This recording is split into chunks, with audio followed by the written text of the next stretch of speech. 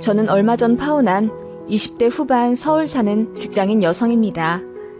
1년 정도 사귄 결혼할 남자와 호텔 예식장까지 예약했는데 상견례 앞두고 파혼했네요. 예비 시모가 준 선물 하나 때문에 말이죠. 그 일 아니었으면 저는 지금쯤 예정대로 결혼을 진행하고 있을 거고 사람들한테 청첩장 다 나눠주고 난 후에는 사람들 이목 때문에 어쩌면 이러지도 저러지도 못한 채로 울고 있을지도 몰라요. 차라리 그 정도 진행됐을 때 끝낸 게 천만다행이라고 생각합니다. 그런 미친 집안에 제가 시집가게 될 거라는 걸 상상만 해도 소름이 끼치니까요. 전 남친은 공기업 다니는 엘리트였습니다. 예전부터 오빠 동생 사이로 알고 지낸 사이였고 제가 오래 사귄 남친이랑 헤어지자마자 전 남친이 바로 대쉬해서 사귀게 됐어요. 전 남친 집안은 꽤 부자였어요. 인천에 5층짜리 건물 하나 있다고 들었고 부천에서도 숙박업 장사하는 집안이라고 알고 있습니다. 현금이 많은 집안이라 2000년 후반쯤 부동산 폭락했을 때 강남에 있는 싸게 나온 아파트들을 서너 채 사들였대요. 그렇게 또 몇십억 벌고 아무튼 이래저래 수완이 좋은 집안 같더라고요. 그런 사람이 저 좋다고 들이대니 결혼 정년기에 홀랑 넘어갈만 했던 것 같아요. 매너도 좋고 이래저래 사람은 참 좋다고 생각했거든요. 요리도 잘했고 자상한 사람이었어요. 그리고 제가 예대를 나와 아동미술 쪽에 취업했는데 이쪽 계열 특성상 연봉이 그리 높지 않습니다. 선생님 소리는 들어도 별로 돈벌이 될 만한 직업은 아니에요. 저희 집은 전 남친 집에 비해 평범한 수준이었고요.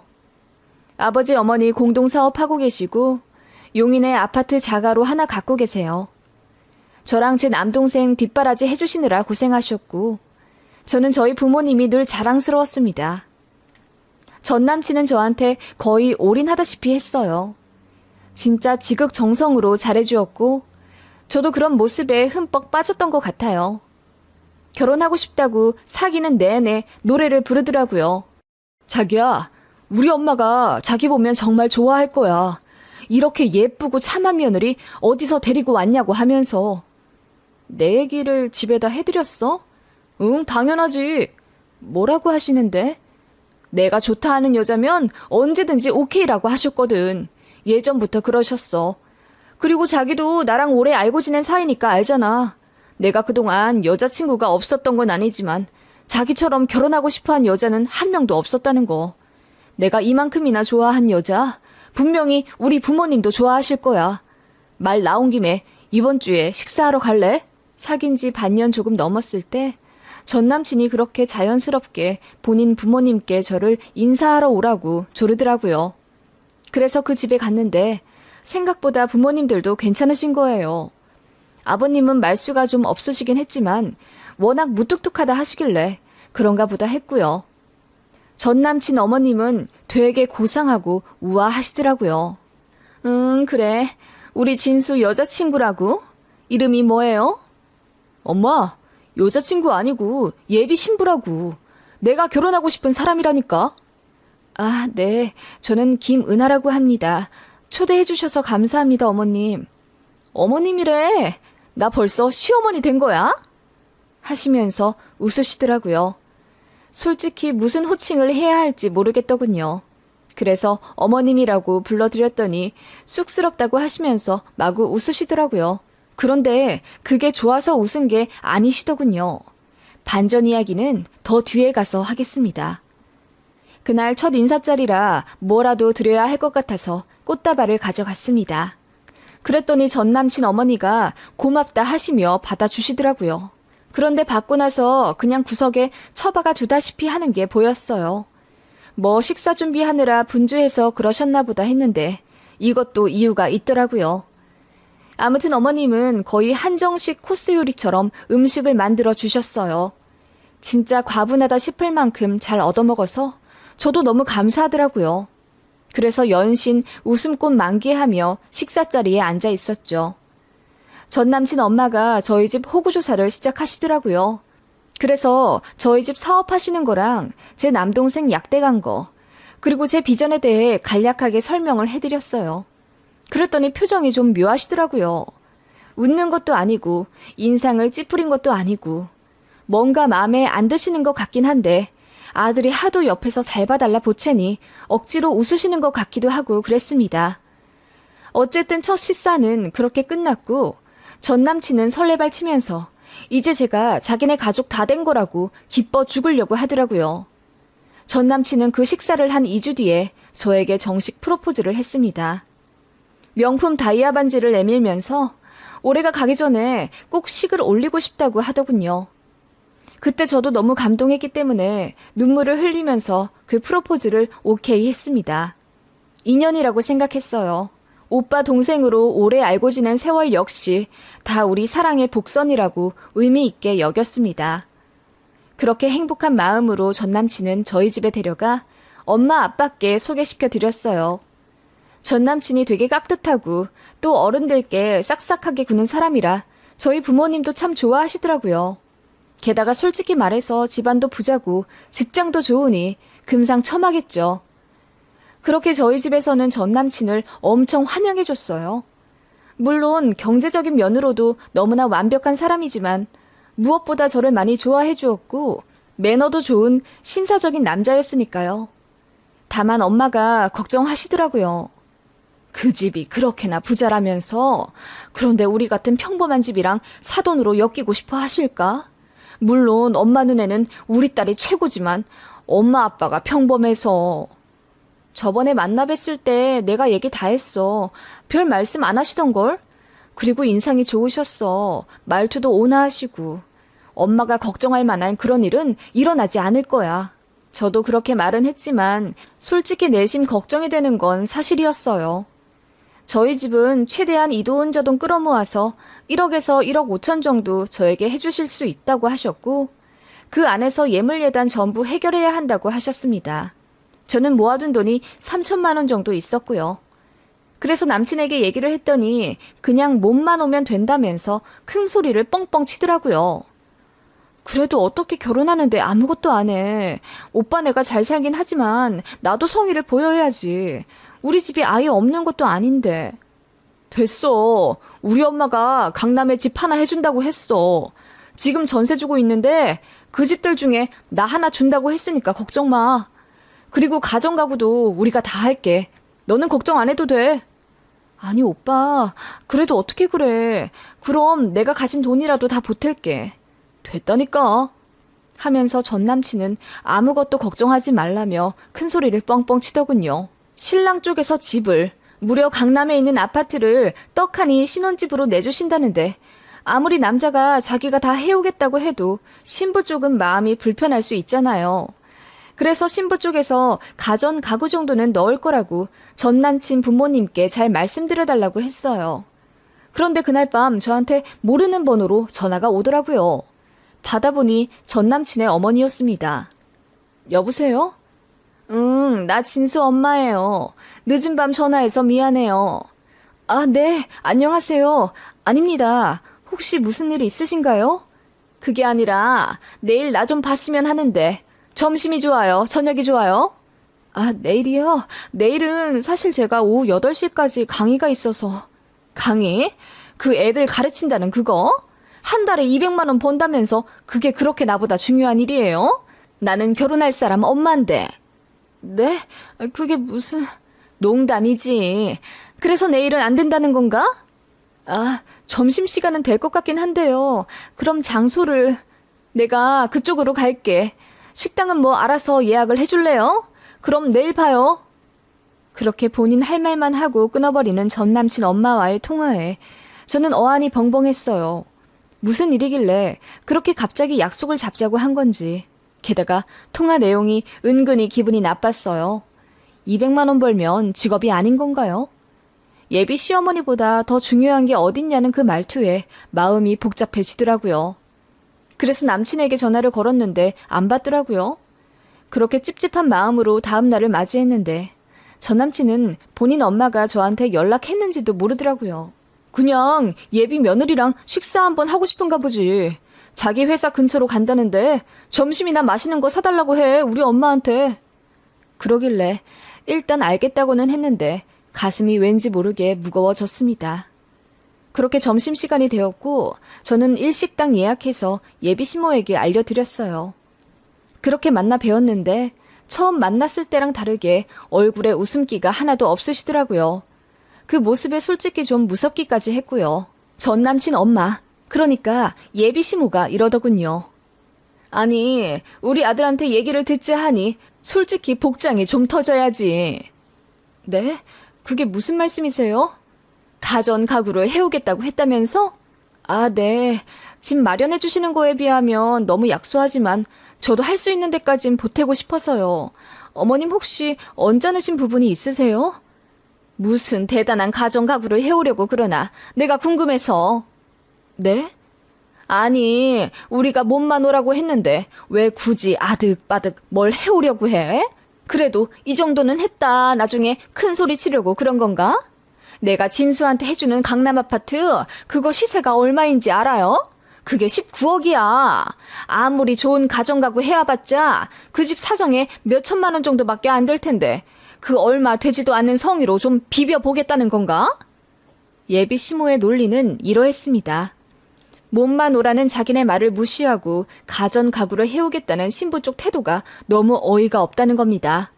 반에 반도 안 되는 돈으로 무슨 성의를 보였다고 큰소리 치려고 그러냐면서 저와 저희 부모님이 무슨 안 좋은 의도가 있는 것 마냥 모함을 하시더라고요. 그것도 아주 우아한 목소리로 말이에요.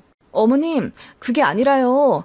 저도 신혼집부터 강남 아파트에서 살게 해주신 것에 대해 너무 감사하고 또 제 분에 넘친다고 생각해요. 저희가 진수 씨네 비해서 평범한 건 사실이니까 그래도 할 수 있는 만큼은 저희도 성의를 보이고 싶어서. 무슨 마음인지는 나도 알겠는데 하면서 말을 딱 끊으시더니 한숨을 쉬시더라고요. 어차피 해와봤자 별로 티도 안 나는데 굳이 쓰지 마시고 부모님 노후에 쓰시라고 해요. 그리고 나는 이렇게 내 말에 토다는 거 별로 안 좋아해. 예비 시모는 우아하게 웃으면서 말엔 가시가 잔뜩 있더라고요. 저도 모르게 움츠러들었고 저는 정말 집에 가고 싶었습니다. 예비 시모는 그 말 하려고 저랑 식사하자고 한 거라면서 편하게 먹으라고 하시더라고요. 그런데 진짜 체할 것 같은 기분에 소화도 안 되더군요. 그러더니 제가 하는 일이 힘들다고 들었는데 결혼하면 당연히 일 관둘 거 뭐하러 이러고 있냐면서 점심 먹고 회사 복귀하지 말고 그냥 집에 가자고 하시더라고요. 너무 놀라서 제가 네? 아니 지금 당장 사표를 내라뇨. 어머님, 저 결혼하고도 이 일 계속하고 싶어요. 결혼하고도 일하라고 진수 씨가 저 응원해준댔어요. 라고 했더니 또 한숨을 깊게 쉬시더라고요. 화를 참는다는 듯이요. 내가 내 말에 토다는 거 별로 안 좋아한다고 말했을 텐데 우리 은하 씨는 많이 배우고 고쳐야겠다 하시면서 일어나시더군요. 그렇게 엉겹결에 식사가 끝났고 예비 시모가 떠난 자리에서 저는 한참을 멍 때리고 있었습니다. 대화 내용만 보면 저한테 나쁠 거 하나 없긴 하겠죠. 결혼할 때 몸만 가지고 와. 결혼하고 나면 괜히 힘들게 일하지 말고 쉬어라. 이 얼마나 달콤한 말인가요? 그런데 시종일관 저는 인격적으로 잔뜩 무시받은 듯한 느낌이었습니다. 그냥 찍소리 하지 말고 순종적으로 시집 오라는 거잖아요. 너무 기분이 안 좋더라고요. 그래서 예비 신랑한테 얘기했더니 저더러 예민한 거라고 하더군요. 우리 엄마가 며느리 생각 많이 해주는 건데 뭐가 그렇게 기분이 나빠. 결혼하기 전이라서 그런가 봐. 아니면 요즘 여자들 시자 들어가면 다 싫어한다던데 우리 엄마도 시어머니라서 다 고깝게 들리는 거야? 자기 그런 사람 아니지? 라고 하더군요. 답답한 대화에 저희는 약간 다투게 되었어요. 그러다가 예비 신랑이 미안하다며 앞으로는 제 입장 더 생각해 주겠다고 싹싹 빌었고 그냥 흐지부지 넘어가게 되더라고요. 다만 저는 이대로 결혼을 정말 해도 되나 싶은 생각이 마음 한켠에 들고 있었죠. 그 전에는 사실 너무나 완벽한 신랑감의 시댁이라고 생각했어요. 이런 집에 시집가는 거 정말 행운이라고 스스로 생각했죠. 예비 시모의 은근한 고압적인 태도에 기가 죽긴 했지만 제 친구들 중 몇 명은 그러더군요. 야, 그런 부자 집에 시집가면서 그럼 뭘 바란 거야? 그래도 교양은 있으시다면서 돈도 한 푼 없으면서 괜히 며느리 잡고 쌍욕하는 시댁들도 많아. 그런 집에 비하면 양반이지. 그래, 솔직히 말해서 많이 기우는 건 사실이잖냐. 그러면 그 집이 하라는 대로 해야지 뭐. 저희 집 조건이 많이 딸리니까 순종적인 태도를 요구할 수도 있을 거라면서 제 친구들 역시 예비시모 편을 들더군요. 제가 배부른 투정을 하고 있다면서요. 주변의 태도에 저도 생각을 고쳐 먹으려고 했던 것 같아요. 그렇게 예정대로 결혼 진행 중이었고 예비신랑이랑 결혼할 식장 알아보고 신혼여행지 정하고 그랬습니다. 예비시댁 쪽에서 잘 아는 스님께 결혼 날짜를 받아왔다며 저희 집에 여쭤보라고 하셔서 날짜까지 정해진 상태였어요. 요즘은 상견례 전에 미리 식장 예약도 하고 그러잖아요. 어머님은 호텔식을 하고 싶다고 하셨기에 원하는 날짜에 식 올리려고 미리 예약까지 했습니다. 예비신랑은 이제 정말 제가 자기 여자가 되기 직전이라면서 설레어 했어요. 저는 예비시댁이 걱정이 되긴 했지만 저 역시 새롭게 펼쳐질 제 삶에 기대가 되면서 행복해했습니다. 그렇게 상견례 날짜도 정해졌고 예비신랑이랑 그날 입을 옷도 쇼핑했습니다. 그런데 예비시모가 상견례 전에 저 좀 잠깐 보자고 하시더군요. 어쩐지 불길한 마음이 들어서 예비신랑이랑 같이 식사하면 안 되냐고 했더니 저한테 줄 선물이 있다면서 단둘이 보자고 하시더군요. 조금 긴장된 마음으로 약속 장소에 나갔죠. 예비시모가 환하게 웃으면서 저를 맞아주시더라고요. 분명 초반에는 분위기 좋았습니다.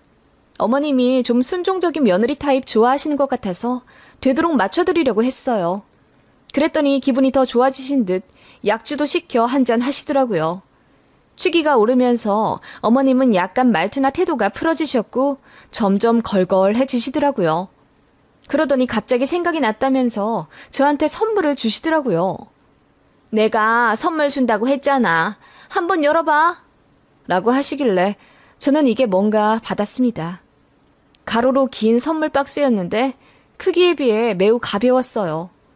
그걸 낑낑대며 열자마자 저는 순간 제가 술이 취해서 잘못 본 건 줄 알았습니다. 다시 봐도 믿겨지지 않을 물건이 선물 상자에 들어있더군요. 어머님, 이게 뭐예요? 뭐긴 뭐야. 우리 예비 며느리 선물이지. 네? 이게 선물이라고요? 저는 기함하고 말았습니다. 어머님이 제게 주신 것은 변기 닦는 소리였어요. 이런 걸 왜 곱게 포장까지 해서 주신 건지 저는 순간 소름이 오소소 돋고 말았습니다. 제가 넉나간 표정으로 예비신부를 보는데 이러시더군요. 그거 일본산이야. 내가 지난주에 일본 여행 갔었잖아. 거기 갔다가 괜찮아 보여서 산 거야. 일본이 청소 도구 기가 막히게 잘 만드는 거 알고 있지? 우리나라 다이소 같은 데서는 구경도 못할 질 좋은 거니까 꼭 아껴 써라. 결혼하면 네가 쓸 건데. 라고 하시더라고요. 이걸 받으면서 어떤 표정을 지어야 하나 순간 고민이 되더라고요. 제가 아무 말 못하고 있자 예비시모가 불쾌하다는 듯 아니 준 사람 앞에서 민망하게 표정이 그게 뭐야? 어른이 주는데 감사합니다 라고 인사도 안 하니? 라고 하시길래 제가 기어 들어가는 목소리로 감사하다고는 말씀드렸어요. 그런데 아무리 생각해도 어이가 없는 거예요.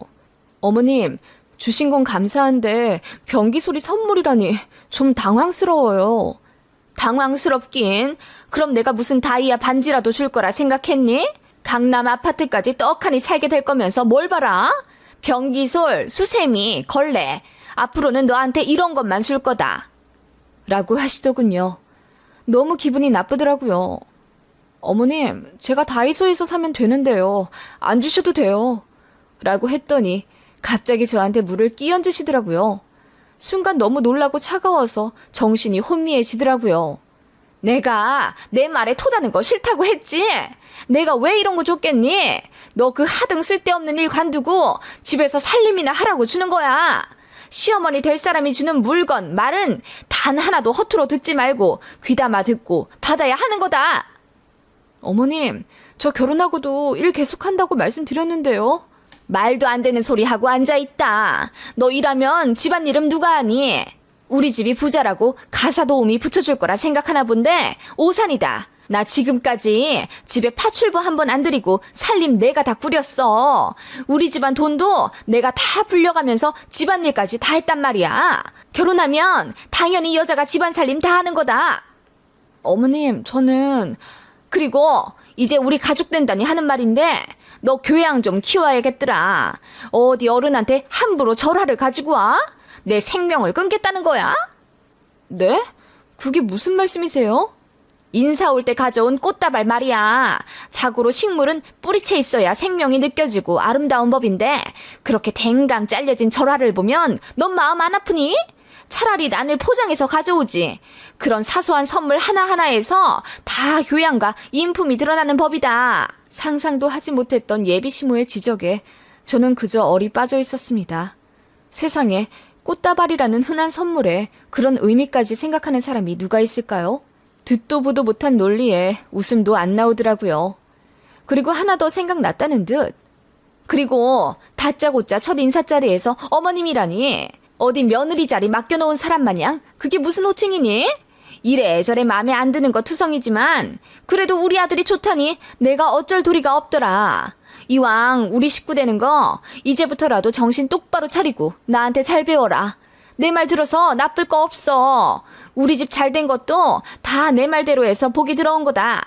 그렇게 예비신모는 제가 알아듣지 못할 말로 한참을 설교하더니 먼저 일어나야겠다고 하시더군요.